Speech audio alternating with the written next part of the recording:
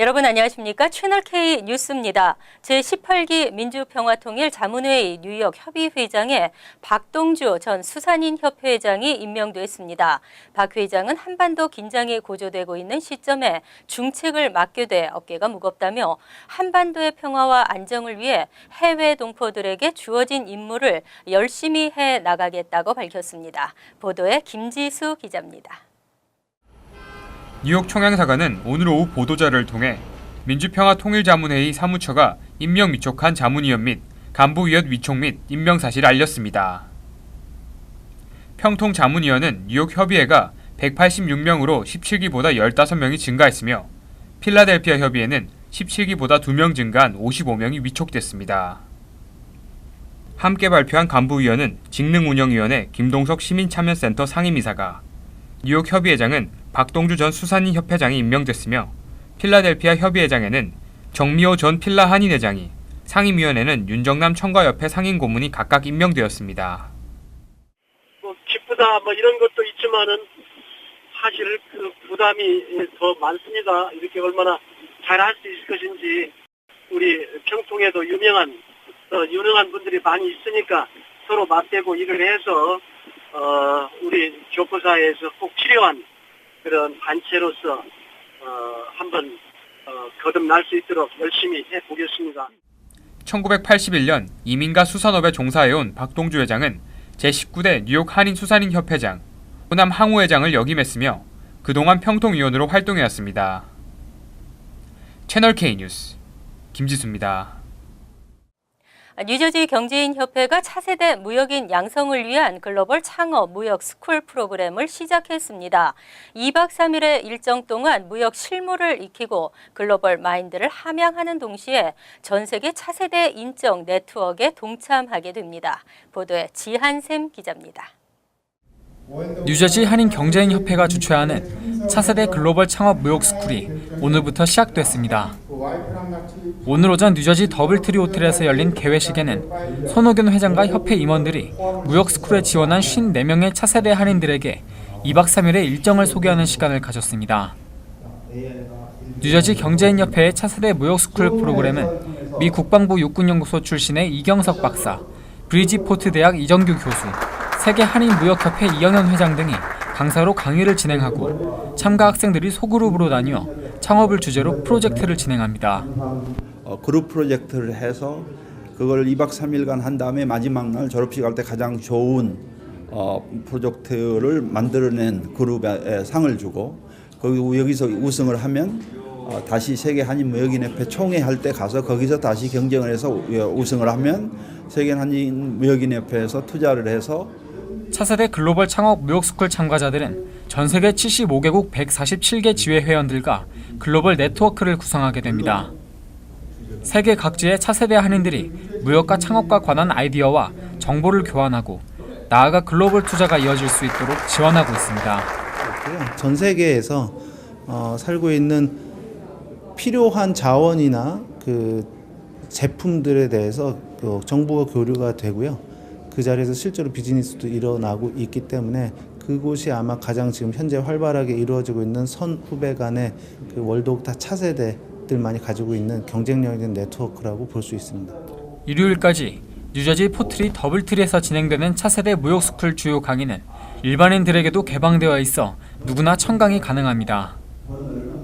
한편 뉴저지 한인경제인협회는 오늘 저녁 같은 장소에서 연례 갈라 행사를 개최했습니다. 올해 갈라에 뱅크 오브 호프의 케빈 김 행정이 기조 연설자로 나섭니다. 채널K 뉴스 지한샘입니다. 빠른 일 처리에는 실수가 따르기 마련인데요. 이민재판의 적체가 심각해지자 연방법무부는 재판의 연기 신청을 받아들이지 말라는 지침을 전달했습니다. 이민재판은 속도가 나겠지만 억울한 이민자가 생기는 등 이민자들에게 불리할 전망입니다. 17일 타임 매거진에 따르면 연방법무부는 지난달 31일 전국의 이민 판사들에게 특별한 경우를 제외하고는 이민재판 연기 신청을 되도록 받아들이지 말라는 지시를 내렸습니다. 메르베스 컬러 수석 이민 판사는 확실한 이유 없이 주기적으로 또는 자동으로 연기 신청을 받아들이지 말라는 내용이라고 메모 내용을 공개했습니다. 현재 이민법원에 계류 중인 이민 재판 건수는 60만 건 이상으로 2011년보다 2배 이상 늘었습니다. 평균 대기 기간도 2년 가까이 됩니다. 여기에 잦은 이민재판 연기 허용은 이민법원의 적체 현상을 심화시키고 있는 것으로 분석됐습니다. 하지만 연기 신청을 받아들이지 말라는 이번 지침은 이민판사의 재량권을 약화시켜 더 많은 이민자들이 더 빨리 추방될 것이라는 우려가 나오고 있습니다. 한 이민 변호사는 케이스에 대해 충분한 조사를 하기 위해서는 수개월의 시간이 필요하고 이를 위해 이민 판사는 최소 한 번은 재판 연기를 허용해 왔는데 이것이 허용되지 않는다면 재판을 받는 이민자들은 불리할 수밖에 없다고 지적했습니다. 한편 트럼프 대통령은 미리국과 중범 불체자에 대한 단속을 강화하고 이들을 공청회 없이 곧바로 체포해 추방 재판으로 넘기는 등 이민 재판을 더욱 신속하게 처리할 것이라고 발표한 바 있습니다. 지난 한 해 북한 주민에게 발급된 미국 비자는 모두 100여 건으로 나타났습니다. 20년간 북한 주민에게 발급된 미국 비자는 10,000건이 넘었습니다. 연방국무부는 1997년부터 2016 회계년도까지 20년간 북한 국적자들에게 총 1,581건의 비이민 비자를 발급했다고 밝혔습니다. 올해 트럼프 대통령의 이딴 강력 대응 언급으로 북한과의 긴장 관계가 최고조였지만 이 기간에도 북한 국적자에게 발급된 비자는 18건으로 나타났습니다. 이 중 7건은 상업과 관광 목적의 비자였습니다. 지난 20년간의 북한 국적자들의 비자 발급 추이를 보면 1997년 빌 클린턴 대통령 시절 1,745건, 1998년 1,531건, 1999년 1,643건에 이어 2000년, 2001년 등 모두 1,600건 이상이 발급된 것으로 나타났습니다. 하지만 2002년 갑자기 절반인 761건으로 줄었고 2003년에는 3분의 1 수준으로 급감했습니다. 이 시기는 조지 부시 대통령의 임기 기간입니다. 2004년과 2006년은 222건과 140건으로 대폭 줄어들면서 지속적인 감소세를 이어가고 있습니다. 한편 2017년 여권 지수에 의하면 북한 주민도 38개 나라를 비자 없이 입국할 수 있습니다. 하지만 오히려 무비자 입국 나라의 수는 줄어들고 있는 것으로 나타났으며 한국에 비하면 5분의 1 수준입니다. 여권 위상이 가장 높은 나라는 독일이었고 한국은 6번째를 기록했습니다. 내일 밤 파워볼 추첨 기대하시는 분들 많으실 텐데요. 파워볼의 잭팟 상금이 5억 달러를 넘어섰습니다. 캘리포니아 복권국은 파워볼 복권 추첨에서 계속 1등 당첨 티켓이 나오지 않으면서 19일 추첨의 1등 상금이 5억 1,000만 달러가 됐다고 밝혔습니다. 지난 16일 추첨에서도 파워볼 번호를 포함한 6개 숫자를 모두 맞춘 당첨 티켓이 나오지 않았습니다. 이에 따라 이번 토요일 추첨을 앞두고 다시 한번 로또 구입 열기는 달아오르고 있습니다. 복권국은 이번 파워볼 추첨에서 파워볼을 제외한 5개 숫자를 맞춘 2등 티켓은 LA 지역 삼가와 로버슨 블러바드 교차로에 위치한 76 주유소에서 팔렸다고 밝혔습니다. 2등 티켓의 상금은 60만 8,157달러입니다. 한편 16일 파워볼과 함께 추첨된 슈퍼 로또 복권의 경우 6,400만 달러의 1등 잭팟 당첨 티켓이 가든 그로브 지역에서 팔린 것으로 나타났습니다. 올 2분기 뉴욕시 경제가 꾸준한 성장세를 보이고 있습니다. 가장 낮은 실업률을 나타냈으며 노동시장 참여율은 역대 최고치를 기록했습니다. 시 감사원이 16일 발표한 2분기 경제 동향 보고서에 따르면 2017년 2분기 뉴욕시는 3.3%의 경제 성장률을 기록한 것으로 나타났습니다. 미국 전체 경제 성장률 2.6%보다 높고 지난해 같은 기간 뉴욕시 성장률보다 2배 이상 높은 수치입니다. 2분기 민간부문 신규 일자리는 23,400개가 증가했습니다. 역시 전국 민간부문 일자리 증가율 1.5%보다 0.6% 베이스포인트 높습니다. 하지만 이 기간 일자리 증가는 주로 저임금 직종을 중심으로 일어난 것으로 분석됐습니다. 39.3%인 9,200개가 저임금 직종에서 창출됐으며 중간임금 직종은 신규 일자리의 32.9%, 고임금 직종은 27.8%를 차지했습니다. 반면 올 2분기 뉴욕시 평균 실업률은 노동시장 참여율이 증가하면서 역대 최저치인 4.3%로 나타났으며 이는 전분기와 동일했습니다. 이 기간 98,000명의 뉴욕 시민이 새로 노동시장에 참가해 경제활동 인구도 420만 명을 넘겨 역대 최고 수준에 이르렀습니다. 한편 이러한 뉴욕시 경제의 성장률 증가에는 벤처 캐피털의 투자 증가가 영향을 미친 것으로 나타났습니다. 보고서는 뉴욕시 경기가 향후 6개월 동안 더 좋아질 것으로 전망했습니다. 맨해튼 중앙우체국을 21세기 교통 허브로 재건축하는 프로젝트가 급물살을 타고 있습니다. 각종 편의시설을 갖추고 지상, 지하로 편리하게 연결됩니다. 17일 모이니안 트레이널 재건축 프로젝트의 2차 본격적인 공사가 시작됐습니다. 지난해 9월부터 준비 작업을 시작한 모이니안 트레이널 재건축 프로젝트는 우체국 일부 공간을 허무는 작업이 예정보다 5개월 일찍 완료된 데 따라 본격적인 재건축 공사가 일찍 시작되게 됐습니다. 이 프로젝트는 25만 5천 평방피트 규모의 교통허브와 지상에 70만 평방피트 넓이의 식당, 소매점 등을 갖춘 최첨단 역사로 재건축하는 것입니다. 펜스테이션과는 지하로 연결되고 9개의 플랫폼과 선로 17개가 신설되면 롱아일랜드 레일로드와 엠트랙이 사용할 수 있습니다. 또한 8애비뉴 전철과 직통으로도 연결됩니다. 뉴욕주는 이번 프로젝트가 2,500개의 풀타임 일자리를 포함해 총 12,000개의 일자리를 창출할 것으로 예상하고 있습니다. 또 맨해튼 일대 관광산업과 경제 발전에 크게 기여할 것으로 기대하고 있습니다. 한편 이번 프로젝트는 뉴욕주 정부 5억 5천만 달러, 엠트랙과 메트로폴리탄 교통공사, 항만청 4억 2천만 달러, 연방정부가 6억 3천만 달러를 공동으로 출자해 진행되고 있습니다. 컴퓨터를 활용하지 못하는 현대의 생활이란 단순한 정보 습득을 떠나 삶 자체를 누리고 살지 못하도록 하는데요. 뉴욕시가 초등학교부터 컴퓨터 교육을 강화하기로 했습니다. 시교육국은 올 가을 학기부터 12개 학교를 선정해 코딩, 로보틱스, 프로그래밍 등 다양한 컴퓨터 기반 업무 수행 강화 교육을 실시합니다. 소프트웨어 엔지니어링 프로그램 주니어로 명명된 컴퓨터 강화 교육은 시정부가 런칭한 컴퓨터 사이언스 for All 이니셔티브의 일환입니다. 시정부는 이 프로그램을 통해 뉴욕시 초중 고교 공립교 학생들에게 2025년까지 컴퓨터 과학 교육 기회를 넓히겠다는 취지입니다. 12개 학교는 퀸즈에서는 PS97 포레스트 파크, PS354 저메인 엘 그린 스템, 인스티튜트 오브 퀸즈, PS81 브룩필드 스쿨 등 3곳이고 맨해튼에서는 PS130과 175 2곳, 브루클린과 브롱스에서는 각각 5곳과 2곳이 선정됐습니다. 칼멘 팔리아 교육감은 소프트웨어 엔지니어링 프로그램 주니어를 통해 학생들이 초등학교 때부터 창의력과 협력, 문제 해결 능력 등을 기를 수 있을 것이라며 환영했습니다. 뉴욕시는 10년간 8천만 달러를 투입해 컴퓨터 과학 교육 분야에 투자해 초등학생과 저소득층 학생 모두에게 컴퓨터 교육 강화를 시행해 오고 있습니다. 또한 컴퓨터 과학 전문 교사 양성에도 주력하고 있습니다.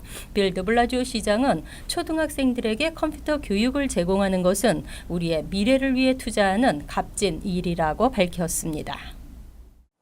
맨해튼의 3가지 명물은 아름다운 스카이라인, 눈부신 야경, 거기에 교통 체증이라고 하는데요. 최근 맨해튼 내 평균 차량 속도는 시속 8마일로 더 느려졌습니다. 맨해튼의 차량 속도가 지난 5년 동안 지속적으로 감소하고 있는 것으로 나타났습니다. 맨해튼의 평균 차량 속도는 2010년 대비 15% 줄어든 시속 8마일로 나타났습니다. 이는 우버와 리프트 등 차량 공유 서비스 업체들의 유입 증가가 원인으로 나타났으며 잦은 지하철 사고도 한몫을 하고 있는 것으로 조사됐습니다. 맨해튼을 운행하는 공유 서비스 차량들은 2015년 대비 무려 175%나 늘면서 교통체증을 심화시키고 있습니다. 맨해튼의 교통체증이 본격적으로 극심해진 것은 1980년대 중반으로 파악되고 있습니다. 미첼 모스 뉴욕대 교수는 이 커머스 거래량 증가가 교통체증을 한층 더 야기시키고 있다고 주장했습니다.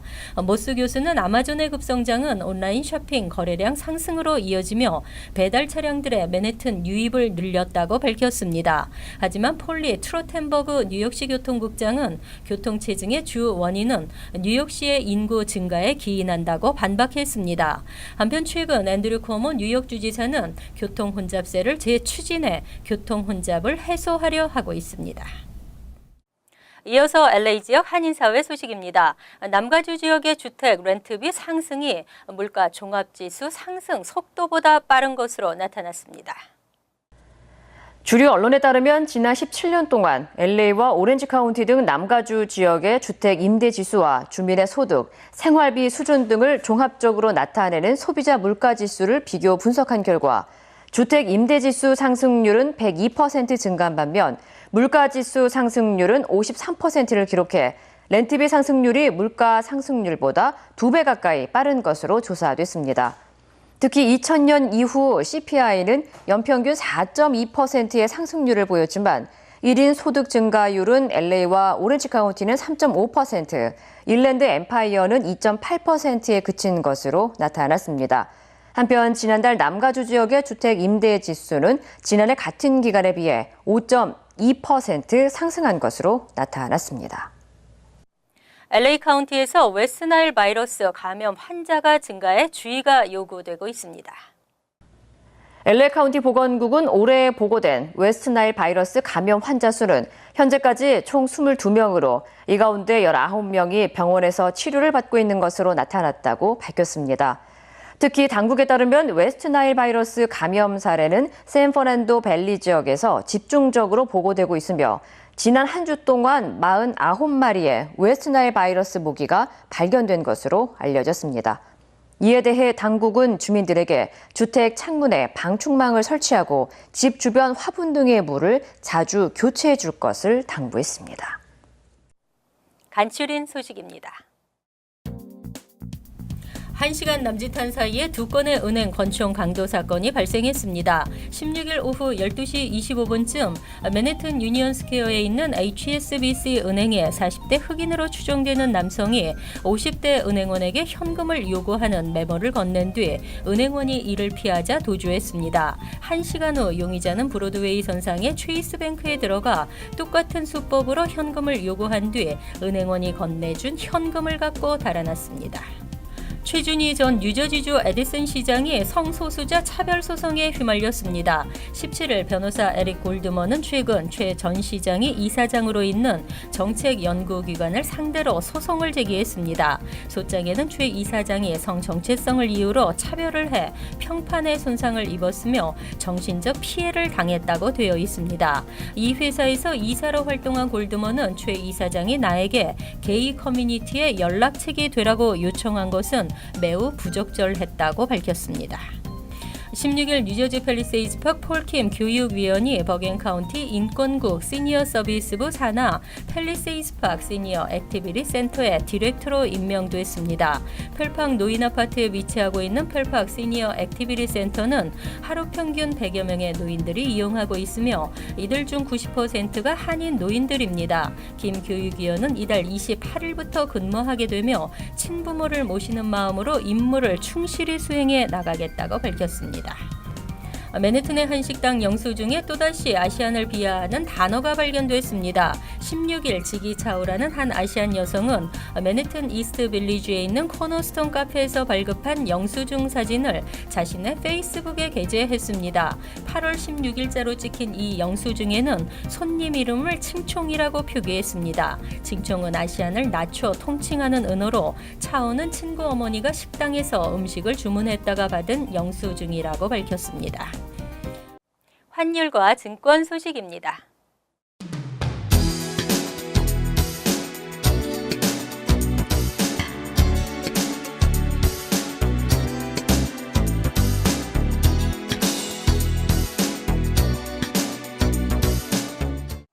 이어서 날씨입니다.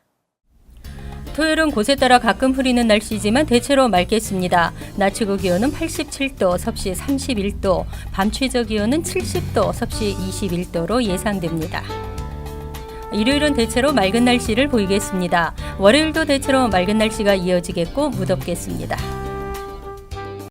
이상으로 채널K 뉴스를 마칩니다. 채널K와 함께 편안한 주말 되시기 바랍니다.